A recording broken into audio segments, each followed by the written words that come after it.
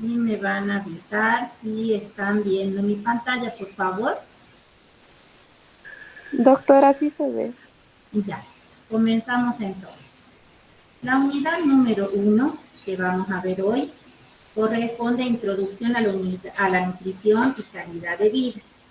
Dentro de los contenidos temáticos que tenemos, vamos a ver un poquito de la historia, vamos a ver algunas definiciones como es alimentación, dieta, nutrición, alimentos, nutrientes, esencialidad.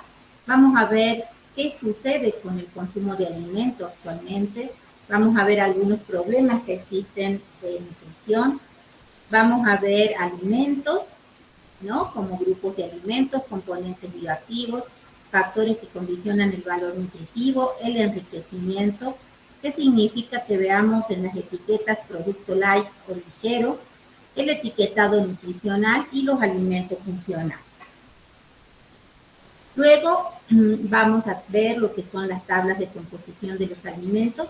Esto lo vamos a ver de manera breve, ya que lo que se trabaja en práctica, ¿no? Requerimientos nutricionales y las raciones dietéticas recomendadas. ¿Sí? Hasta ahí vamos a ver en la unidad número 1. Entonces, actualmente, como ustedes saben, para la nutrición se pone gran énfasis en nuestra vida cotidiana y relacionamos normalmente la salud y el bienestar con la nutrición, ¿verdad? Generalmente hoy en día vemos que tiene un enfoque interdisciplinario donde está estrechamente relacionada con la biología, la química, la medicina e incluso con las ciencias sociales, porque hay muchos hábitos alimentarios que se realizan por reuniones sociales generalmente. También lo que vemos actualmente es cómo impacta esta nutrición en el desarrollo de ciertas enfermedades o en la prevención de ciertas enfermedades a través de una dieta o de estilos de vida diferentes. El segundo punto, sabemos que ya a través de escritos antiguos que aparecieron en Babilonia, Grecia y el Lejano Oriente, se reconocía la relación entre la alimentación y la salud, se registraban las prácticas agrícolas, se registraban las dietas balanceadas, por ejemplo. Ya, ¿no? También los griegos, ¿no? Ya discutían sobre algunos alimentos que tenían elementos terapéuticos. Y el Lejano Oriente, lo que ellos veían es que existía un equilibrio entre lo que el paciente o la persona consumía y el bienestar físico y espiritual. Es en el siglo V antes de Cristo cuando Hipócrates, que lo llamamos o lo consideramos padre de la medicina, él ya destaca la importancia de la alimentación en la salud. Y él tiene una frase muy importante que indica que el alimento sea tu medicina y tu medicina sea tu alimento. En 1785, Lavoisier, que es el padre de la química moderna, ya empieza a realizar los primeros experimentos sobre el metabolismo y él ya empieza a demostrar cómo los alimentos se van a descomponer en nuestro cuerpo y que liberan energía.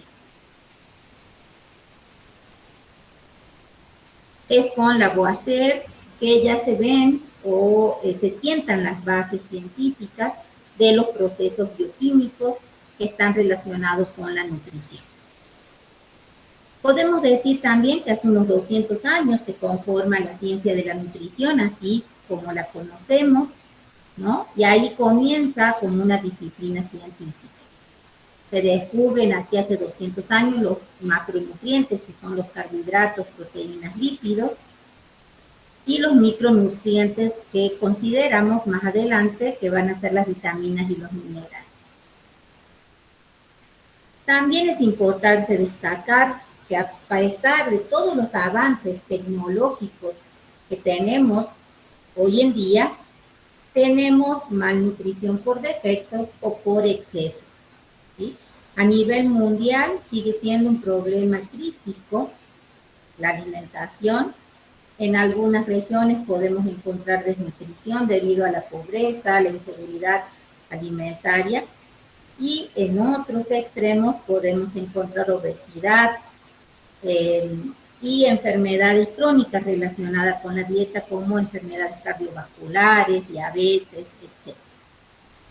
Por lo tanto, consideramos que hoy es importante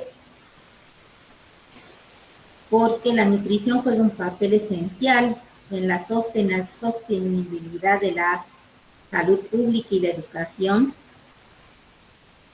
¿verdad? También es importante la investigación en nutrigenómica, porque sabemos que es un desafío actual, que es muy importante en esta área. También dentro de esta historia sabemos que la necesidad de alimentación o de alimentarnos es un proceso biológico y es esencial para la vida. Sabemos que no solamente lo hacemos por cubrir las necesidades energéticas y nutricionales que necesita nuestro cuerpo. También es parte esta alimentación de una interacción cultural y social, que generalmente está muy arraigado en nuestro medio. Sabemos también que teniendo buenos hábitos alimentarios, saludables, una dieta balanceada, horarios regulares de comida, van a prevenir enfermedades, también nos van a favorecer una buena salud mental y rendimiento físico e intelectual. En muchos países se han podido superar las enfermedades carenciales a través de la disponibilidad de alimentos enriquecidos, que vamos a ver más adelante en qué consisten estos alimentos enriquecidos, ¿no? Por ejemplo, enriquecidos con hierro, calcio o algunos otros componentes. Y por último, les quiero dejar este concepto, que la dieta es un factor importante. Es un pilar de la salud. Una dieta equilibrada debe contener todos los grupos alimenticios de manera adecuada, ¿no? Por eso ponemos este plato o dividido, ¿verdad? Que se debe ajustar generalmente a las necesidades individuales, teniendo en cuenta la edad, el sexo, la actividad física que realizamos y el estado de salud del paciente.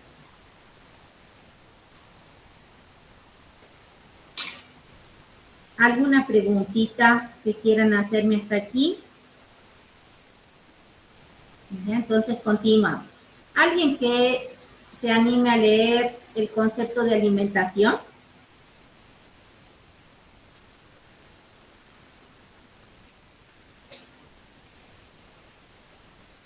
¿Nadie?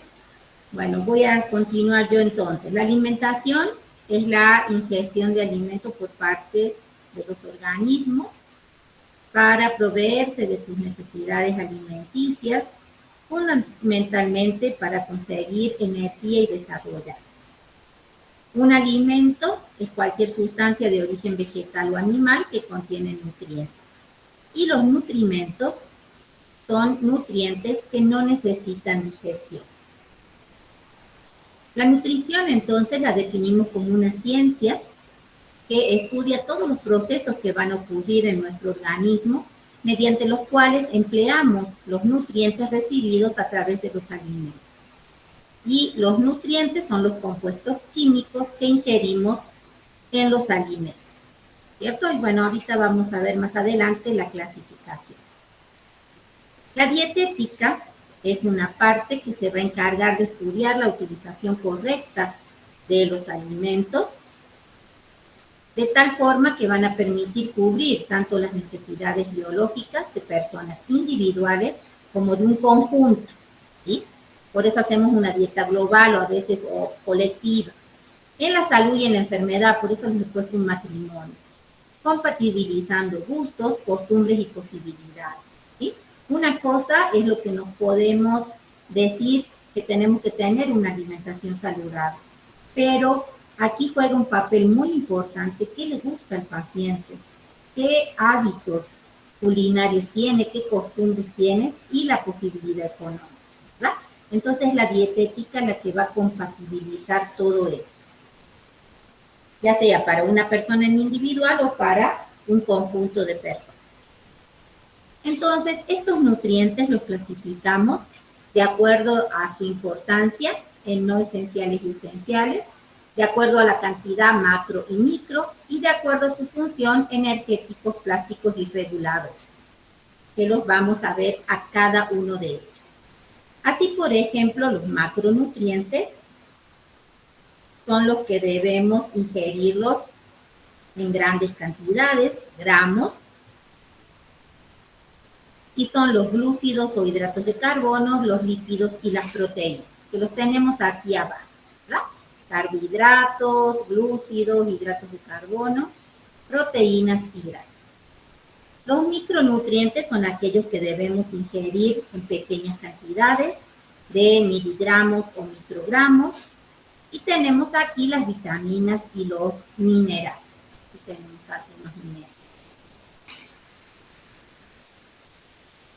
Según la importancia, se clasifican en esenciales y no esenciales. Los esenciales son los que debemos ingerir con la dieta, ya que nosotros, nuestro organismo no los puede sintetizar. Entonces significa que sí o sí los tenemos que ingerir con la dieta. Dentro de cada uno de los que hemos visto, macro y micronutrientes, hay algunos nutrientes que son esenciales y otros no.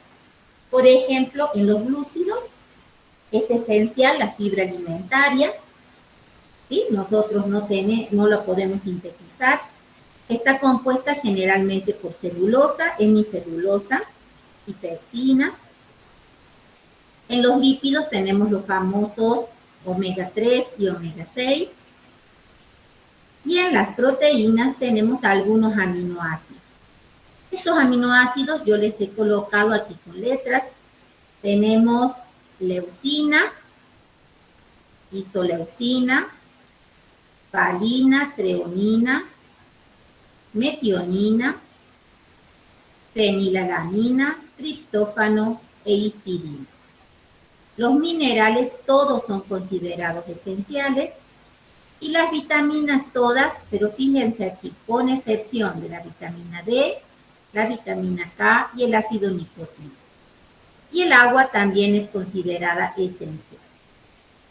Los nutrientes no esenciales, ¿sí?, son aquellos que no necesariamente los debemos ingerir con la dieta porque nuestro organismo los va a sintetizar.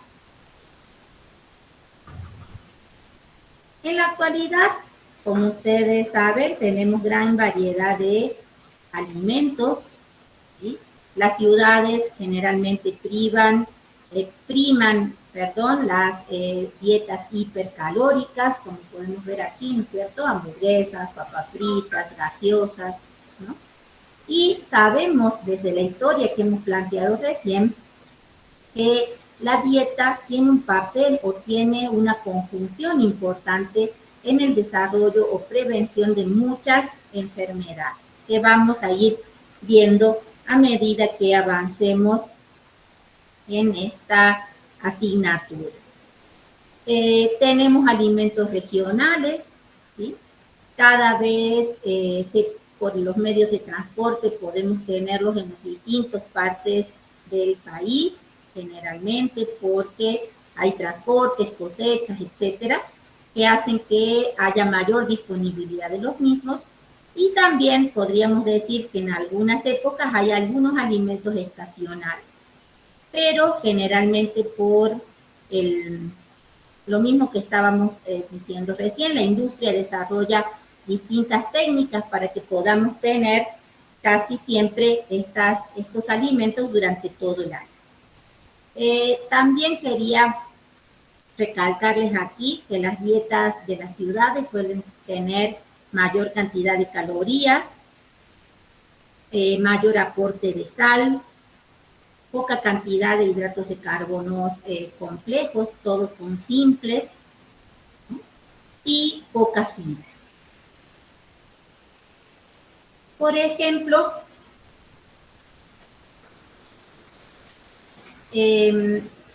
dentro de los problemas mundiales que podemos tener en la nutrición, quería aclararles aquí que a veces es difícil establecer cuáles comidas pueden favorecer la aparición de una enfermedad específica, pero se sabe que algunos alimentos juegan un papel muy importante en la adquisición de niveles saludables aceptables.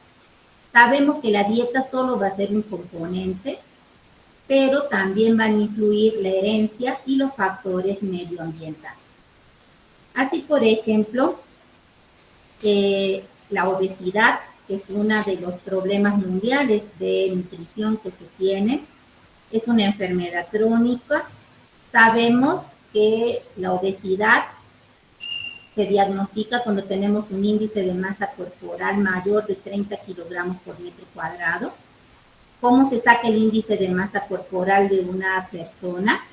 Dividiendo el peso en kilogramos, dividiendo la altura en metros al cuadrado. El óptimo es hasta 25. También tenemos en esta obesidad mayor riesgo de desarrollar diabetes, hipertensión arterial, enfermedades cardiovasculares, de la vesícula biliar. Y como ustedes deben ver, tenemos un exceso de tejido adiposo graso que tienen estos pacientes, ¿no? Como les he indicado que tienen aquí, tienen un índice de masa corporal de más de 30 kilogramos por metro cuadrado. La otra patología es la diabetes mellitus, que se caracteriza por tener aumento de glucosa sanguínea o lo que denominamos hiperglicemia. Otra de los problemas de nutrición son las enfermedades cardiovasculares, donde tenemos, por ejemplo, infarto agudo del miocardio y aterosclerosis, que generalmente son consecuencia de consumo excesivo de grasas saturadas y la aparición de trombos. Otra patología, tenemos la hipertensión arterial, que es un aumento crónico de la presión arterial. En el caso de la hipertensión arterial, se llama hipertensión arterial primaria cuando no conocemos la causa o no le podemos asignar una causa. En cambio, decimos hipertensión arterial secundaria cuando ya podemos diagnosticar una causa en estos pacientes. Otros problemas también relacionados con la nutrición es el cáncer. Se sabe por estudios que la proporción de cáncer que se puede atribuir por el consumo de alimentos es de un 30% y generalmente es debido a que estos pacientes consumen grandes cantidades de grasas saturadas. Otro problema es la osteoporosis, como ustedes pueden ver en la figura de abajo. A la izquierda tenemos un hueso compacto normal y a la derecha un hueso con osteoporosis. Es la pérdida de masa ósea. También la osteoporosis, como la hipertensión, puede ser primaria y secundaria. La primaria generalmente es debido a la edad avanzada y los niveles de estrógenos bajos, que generalmente afectan mayor al sexo femenino en la época de la menopausia. Y secundarias, por ejemplo, en los pacientes que tienen celiaquía, anorexia o que tienen tratamiento prolongado con glucocorticoides. Otra de las enfermedades prevalecentes es las enfermedades bucodentales. Tenemos la presencia de caries, pérdida de dientes, pérdida de masa ósea. Generalmente esto es debido porque se consumen muchos alimentos blandos y muchos hidratos de carbono simple, como chicles, dulces. Generalmente, ¿qué sucede? Sucede que disminuye la secreción salival. Dentro de nuestra secreción salival tenemos inmunoglobulina secretora, que es antibacteriana.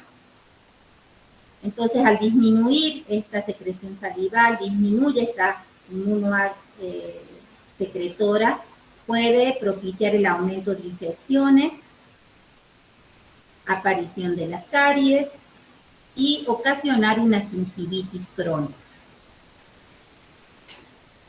Otro problema que también les comenté son los trastornos de la conducta alimentaria, que los vamos a desarrollar con más detalle en una de las próximas unidades. Si bien sabemos que hay varias patologías dentro de estos trastornos de la conducta alimentaria, están representados principalmente por dos, que son la anorexia y la bulimia, donde el porcentaje que está afectado por estas patologías suele ser del 1 al 2%. La bulimia es un trastorno alimentario donde la persona tiene episodios regulares que se llaman de atracones, de comer gran cantidad de alimento. Luego de comer esa gran cantidad de alimento, siente una pérdida de control sobre la comida y se provoca o usa una medida compensatoria, utilizando vómitos, laxantes, ejercicios, etc.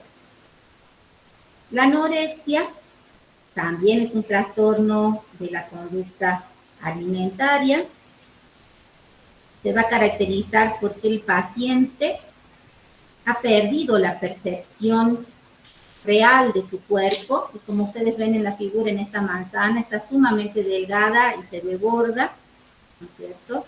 Ha perdido esa noción de cómo ella se ve o cómo él se ve, y de por sí se restringe la ingesta de alimento y hay una pérdida significativa de peso. Y la última patología que quería recalcar es el alcoholismo. El consumo excesivo de alcohol va a traer aparejado alteraciones nutricionales. Vamos a encontrar malnutrición, ¿sí? Porque el alcohol también tiene gran cantidad de calorías, lo vamos a ver más adelante. Entonces el paciente se siente saciado, pero no nutrido.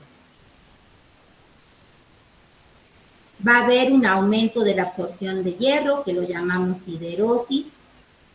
Va a haber un aumento de ácido úrico, que se llama hiperuricemia.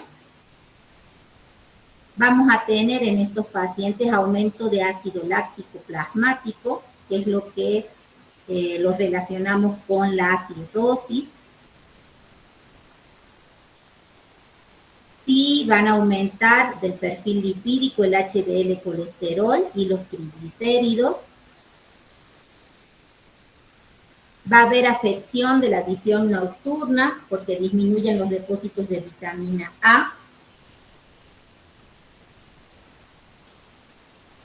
Vamos a tener mayor frecuencia de enfermedades cardiovasculares en estos pacientes, como es la hipertensión arterial, vasodilatación periférica. Por eso vamos a ver a los pacientes que tienen la cara roja, que tienen la sensación de calor, ¿no?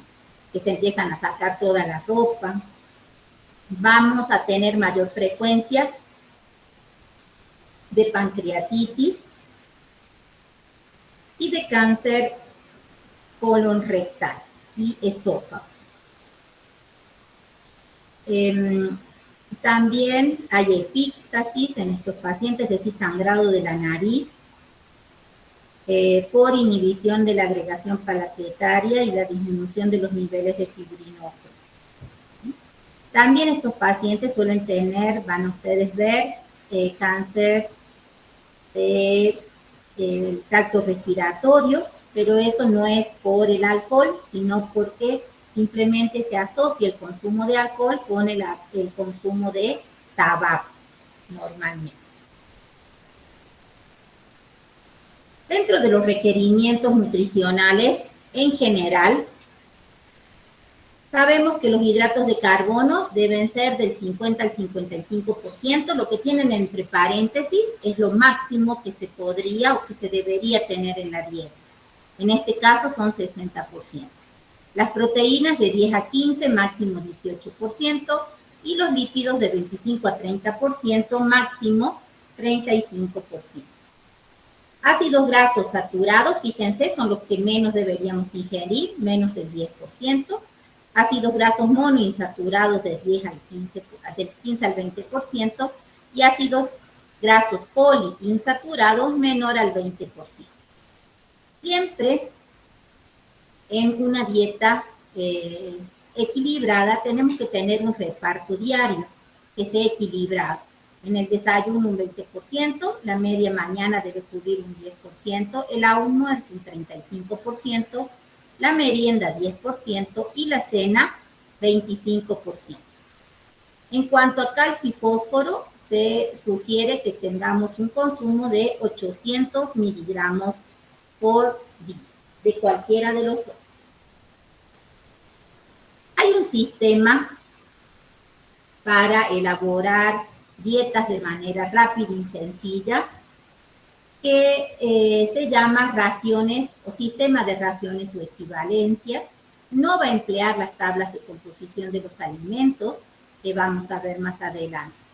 Generalmente, ¿para quiénes son útiles este sistema de raciones? Para pacientes que deben realizar dietas por periodos largos.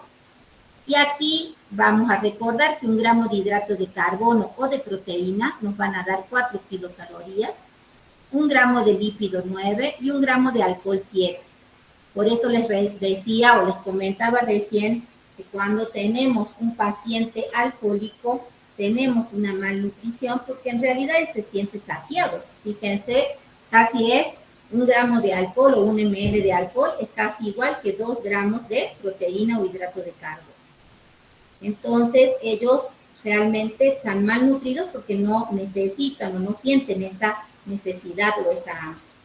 Una ración la equivalemos a 10 gramos solo de macronutrientes. Las frutas deberíamos tener 8 raciones por día y los cereales deberíamos consumir de 10 a 12 raciones por día. En cuanto a los grupos de alimentos, el primer grupo que tenemos aquí son los alimentos plásticos. ¿Sí? También se los llama histogénicos. Van a aportar proteínas de elevada calidad biológica, utilizados para formación, crecimiento y renovación celular. Estos alimentos plásticos van a reparar tejidos y células. Y como ustedes ven en la gráfica, tenemos la leche, todos los derivados lácteos, las carnes, el huevo, el pescado. El segundo grupo son los alimentos energéticos, que se los llamamos dinamogénicos. Son ricos en glúcidos y lípidos. Van a producir calor y movimiento. Por eso generalmente cuando tenemos carreras cortas, de sobreexigencia muscular, generalmente toman batidos que tienen glucosa, ¿verdad? ¿Por qué? Porque es un hidrato de carbono de rápida absorción, ¿verdad? Y nos va a dar ese movimiento que necesita la persona en ese momento. Aquí tenemos, como ustedes pueden ver en las figuras, cereales, legumbres, tubérculos y grasas. El otro grupo son los alimentos reguladores, que van a poseer vitaminas y minerales necesarios porque aseguran el correcto funcionamiento de nuestro organismo, van a regular todos los procesos metabólicos y aquí tenemos las verduras, las frutas y las hortalizas. También ustedes deben haber sentido, hay alimentos que tienen calorías y otros no. Los alimentos que llamamos calóricos, ¿sí? Son los macronutrientes. Como les he indicado recién, 1 gramo de proteína o glúcido nos va a proporcionar 4 kilocalorías, 1 gramo de lípido, 9 kilocalorías. Y los no calóricos son aquellos que no nos proporcionan calorías, solo van a hacer que funcione mejor nuestro organismo, como son los micronutrientes, donde tenemos las vitaminas, los minerales y el agua. Hoy está muy en boga que los alimentos tienen algunos de ellos componentes bioactivos que benefician nuestra salud. Estos alimentos que tienen estos componentes bioactivos cumplen funciones en nuestro organismo que pueden promover una buena salud. Generalmente estos componentes están en estudio para prevenir el cáncer, enfermedades cardíacas y otras enfermedades. Algunos ejemplos de ellos, que seguramente lo han visto en farmacognosia, es el licopeno del tomate, el resveratrol de las uvas o del vino, los lignanos que tiene la linaza, el sésamo, las nueces, las oleaginosas, es decir, las semillas que llamamos, los taninos que están presentes en el vino tinto, en el ollejo de las uvas, y los indoles que están presentes en todos los poles, como el brócoli, por ejemplo, o los poles de Bruselas. También es muy importante destacar que hay muchos factores que van a condicionar el valor nutritivo de un alimento.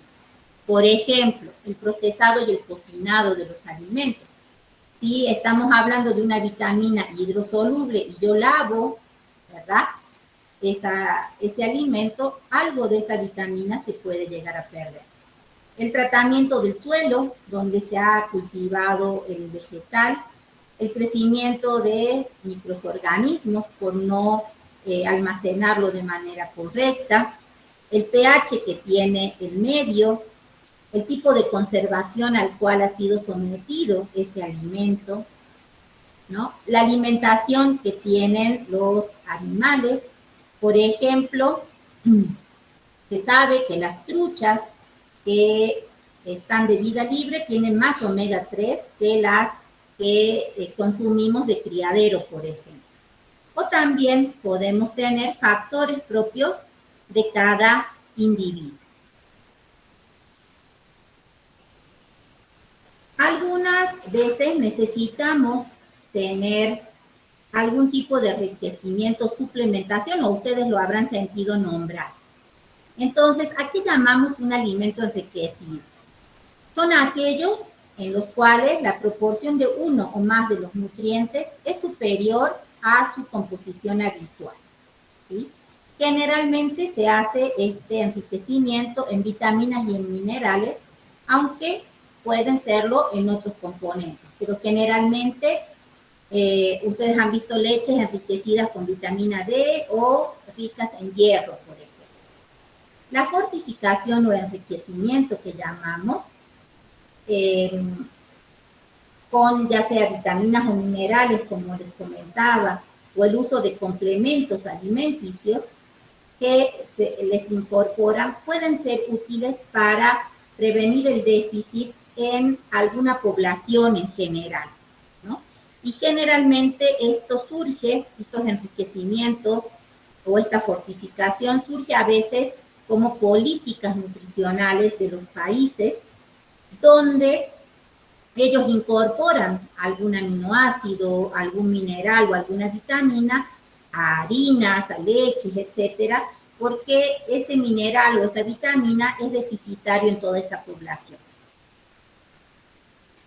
Otro concepto, aparte del enriquecimiento y suplementación, es la complementos alimenticios, ¿no? Los complementos, en este caso, son fuentes concentradas de nutrientes o de otras sustancias con efecto nutricional o fisiológico. Se comercializan en formas farmacéuticas normalmente, como cápsulas, comprimidos, tabletas, bolsitas en polvo, ampollas, ¿no? En cuentagotas, en goteros generalmente. Deben tomarse en pequeñas cantidades y el fin es complementar la dieta normal, ¿no? Una cosa importante es que no nos debe llevar a la confusión de creer que una dieta variada, equilibrada y basada en alimentación convencional es inadecuada y por eso tenemos que suplementar nuestra alimentación. Si nosotros tenemos una dieta equilibrada, no necesitamos estos suplementos. Generalmente, ¿a quiénes van estos suplementos? A las personas vegetarianas o a las personas veganas generalmente, ¿no? Que tienen que tomar suplementos de hierro, de vitaminas, etc. Un concepto que también les dije al principio en los contenidos es lo que llamamos los productos light o ligeros, ¿sí? A veces confundimos que si es light o ligero no tiene calorías, ¿no? Fíjense cómo lo definen, ¿no? Los alimentos a los que se le ha reducido el contenido de uno o más nutrientes, puede ser grasa, azúcar, sal, como un mínimo un 30% del valor calórico en comparación con un producto similar de referencia, ¿verdad? O sea, no es que no tenga 0% de calorías, sino que tiene 30% menos del valor normal. El etiquetado nutricional, sabemos que Bolivia cuenta con una serie de normas para el etiquetado de alimentos, ¿sí? Estas reglamentaciones van a cubrir una amplia gama de aspectos. Por ejemplo, es obligatorio que una etiqueta tenga los ingredientes, la información nutricional, los alérgenos y el país de origen.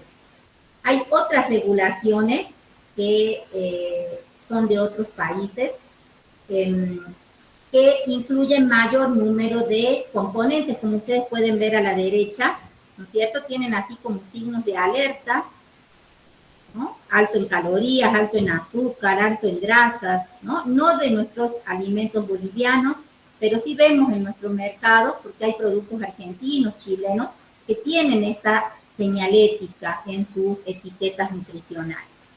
¿Para qué es este etiquetado? Que lo vamos a trabajar en práctica. Es para protegernos como consumidores, para que nos garantizan la información precisa sobre qué tiene ese alimento que estamos consumiendo y para responsabilizar de cierta manera a la industria alimentaria de los productos que está sacando al mercado.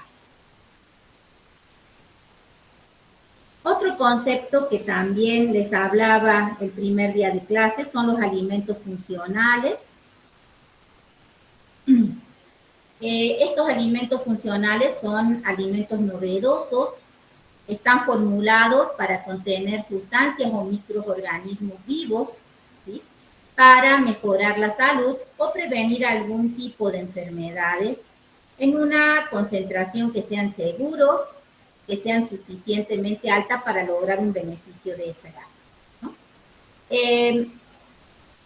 En muchos casos vamos a ver que se incluyen los alimentos saludables, pero no siempre un alimento saludable puede ser un alimento funcional, ¿sí? ¿Cuáles son los agregados que podemos considerar como agregados funcionales a los alimentos? Nutrientes, fibra dietética, fitoquímicos, probióticos, ¿no? Como ustedes pueden ver aquí, los yogures con probióticos, el kefir, la kombucha, que la estamos sintiendo mucho, la leche con extra calcio, cereales enriquecidos, ¿no? Té verde, frutos rojos, chocolate negro, etc., ¿no? Que podemos ver. En cuanto a hasta aquí, ¿tendrían alguna preguntita, alguna duda que me quieran preguntar? Continuamos entonces. En cuanto a las tablas de composición de los alimentos, ¿sí? Las llamamos TCA. Recuerden que también llamábamos TCA a los trastornos de la conducta alimentaria, para no confundirlos. También TCA son tablas de composición de alimentos. Son tablas de doble entrada, o sea, yo puedo entrar por el macronutriente, por el alimento. Generalmente, esta es una característica muy importante, deben ser propias de un país o región, porque el alimento no es lo mismo una papa de Europa que una papa de Bolivia, ¿verdad? Entonces, tienen que ser propias de cada país. Esta es la nuestra, ¿verdad? Son herramientas que utilizan mucho los nutricionistas y los científicos para hacer investigación, y también lo utilizan los que son responsables de políticas alimentarias. ¿Para qué utilizamos estas tablas? Para ajustar dietas, es decir, para indicar cuántas kilocalorías está consumiendo esa persona, es decir, podemos ver cómo ajusto esa dieta para esa persona o cómo confecciono la dieta para esa persona. Para conocer el estado nutricional de un individuo o de una población en estudios epidemiológicos. Para realizar estudios de política nutricional alimentaria. Generalmente estos estudios los hacen a nivel de país para ver cuáles son los excesos o defectos en la alimentación. También lo usamos a estas tablas para realizar educación nutricional, es decir, para hacerle una encuesta al paciente y ver qué consume, cuánto debería consumir, y también para la fabricación de alimentos. Y por supuesto para el etiquetado de los alimentos. ¿Cómo confeccionamos estas tablas de composición de los alimentos?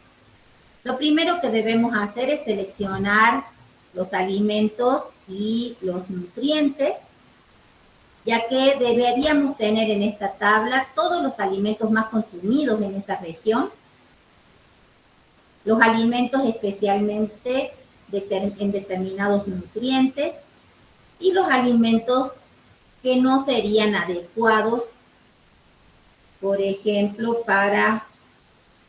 por la importancia en la vista de la salud que tenemos de esa región. ¿Sí? Que haya sido inadecuado.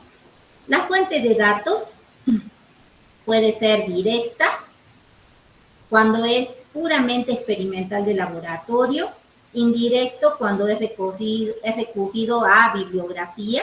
Por ejemplo, yo quiero determinar el etiquetado de una manzana, por ejemplo, o la cantidad de nutrientes que tiene una manzana. El método directo lo hago en el laboratorio, en el indirecto me voy a la bibliografía y saco cuánto tiene de macro, de micros, etcétera. O combinado, cuando se combinan ambos anteriores. Es decir, algunas reacciones puedo hacer o determinar en el laboratorio y otras realmente las saco por la bibliografía. Generalmente el mejor dato obtenido va a ser el directo, ¿verdad? Porque ha sido de manera experimental. En cuanto a la expresión de los signos,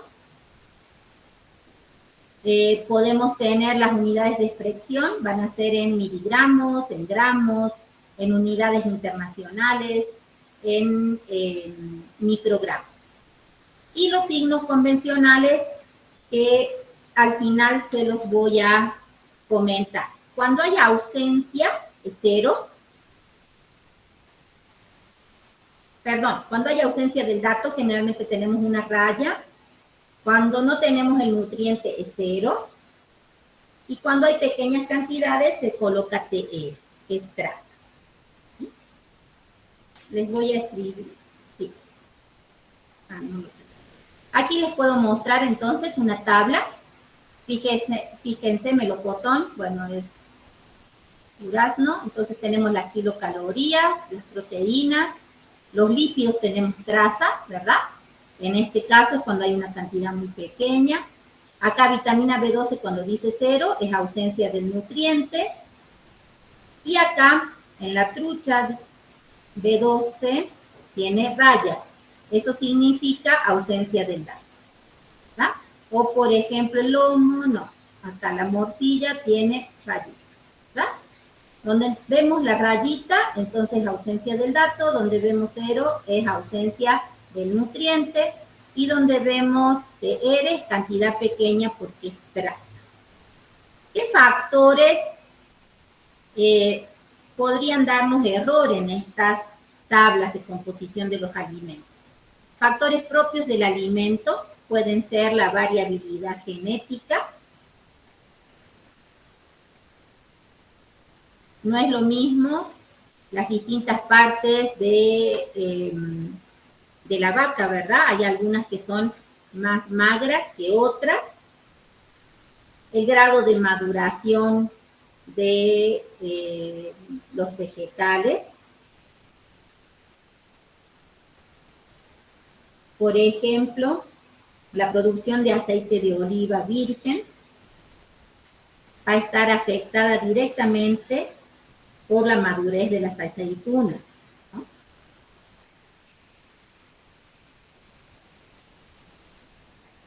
Si está muy madura la aceituna, se sabe, por ejemplo, que tenemos menores cantidades de polifenoles o antioxidantes.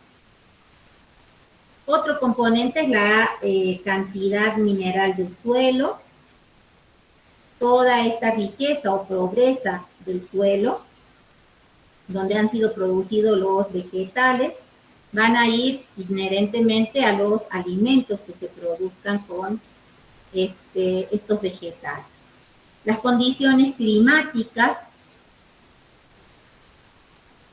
¿no es cierto? El frío, el calor, van a influir tanto en los alimentos de origen vegetal como animal. Se sabe, por ejemplo, que los climas más secos, ¿no?, van a tener aceites con mayor cantidad de antioxidantes, por ejemplo. La tecnología industrial que estamos utilizando, el procesado, tanto industrial como doméstico, y el lavado que les comentaba de determinadas verduras y hortalizas, ¿cierto? O el tipo de cocción. También los factores anatómicos morfológicos de los animales, ¿no?, donde decíamos que tienen diferentes tipos de o proporciones grasas de acuerdo a la porción que estemos consumiendo. Y los factores extrínsecos, que son de tipo metodológico, es cómo se ha tomado la muestra, si esa muestra ha sido representativa, si el método empleado ha sido el adecuado, si utilizamos la terminología incorrecta, por ejemplo, de poner 0 cuando no sabemos, cuando hay ausencia de dato y ponemos una rayita. Y también otro factor extrínseco es la diversidad de las fuentes, ¿no? Siempre tenemos que indicar si es de fuente directa, como les comentaba, de fuente indirecta o fuente mixta, ¿no?, en este caso. En cuanto a los contenidos que siempre vamos a tener, como ustedes se fijan en una tabla de composición de los alimentos, vamos a tener la porción comestible. La porción comestible es la porción que efectivamente puede ingerir el paciente o la persona. Tenemos la fracción digerible, que hace referencia a la biodisponibilidad de un determinado nutriente. Después tenemos los macro y los micronutrientes, ¿cierto? Humedad o agua, la energía en kilocalorías. Bueno, normalmente decimos calorías, pero es kilocaloría o kilojulios. Y podemos tener información de apoyo como información adicional para regímenes especiales, para diabéticos, para celíacos, etc. En cuanto a los errores que podemos cometer, es que utilicemos una tabla de composición de alimentos de otro país que no sea el nuestro, que no especifiquemos el peso de la porción comestible. Por ejemplo, la porción comestible del plátano es solo lo que está dentro, ¿verdad? Porque la cáscara la tenemos que botar. Adjudicar valor cero cuando no se sabe el valor. En este caso deberíamos colocar raya.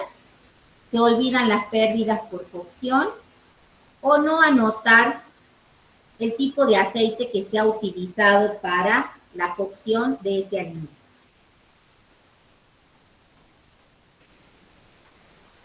¿Sí? Con eso terminaríamos la unidad número 1. Les dejo abiertos para que me puedan hacer cualquier consulta, cualquier pregunta.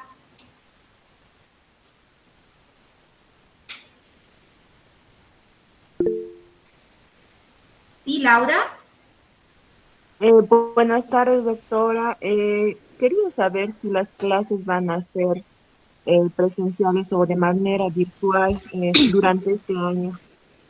Vamos a hacer mixto, ¿no? Es lo que hemos quedado el otro viernes en clase, Laura. Ya muchas gracias, doctora. De nada. Si no tienen ninguna consultita, los dejo libres. Que tengan buen fin de semana, chicos.